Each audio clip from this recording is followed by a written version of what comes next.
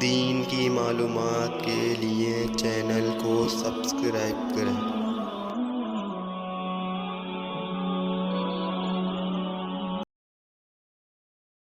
بسم اللہ الرحمن الرحیم۔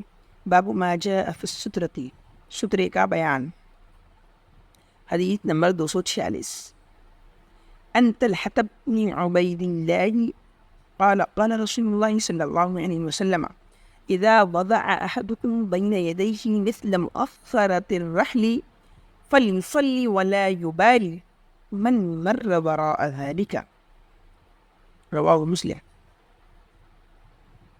حضرت طلحہ بن عبید اللہ رضی اللہ عنہ سے روایت ہے، وہ کہتے ہیں کہ اللہ کے رسول صلی اللہ علیہ وسلم نے ارشاد فرمایا، جب تم میں سے کوئی شخص اپنے سامنے کجاوے کی پچھلی لکڑی کے مثل کوئی چیز رکھ لے، گاڑ لے، تو پھر وہ نماز پڑھے اور اس کی پرواہ نہ کرے کہ اس کے پیچھے سے کون گزر رہا ہے۔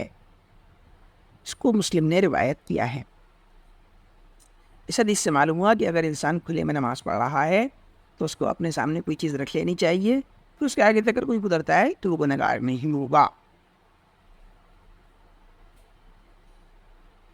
حدیث نمبر 247۔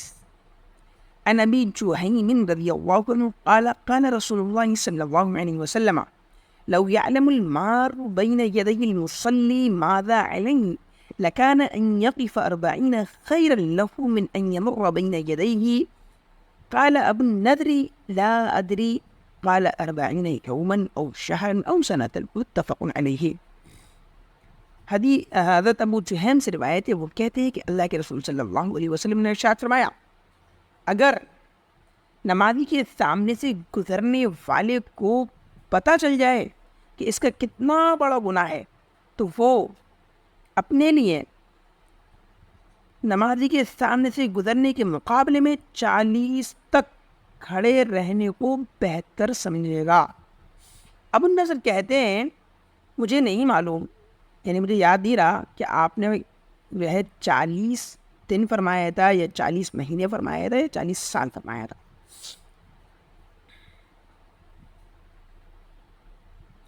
حدیث نمبر 248۔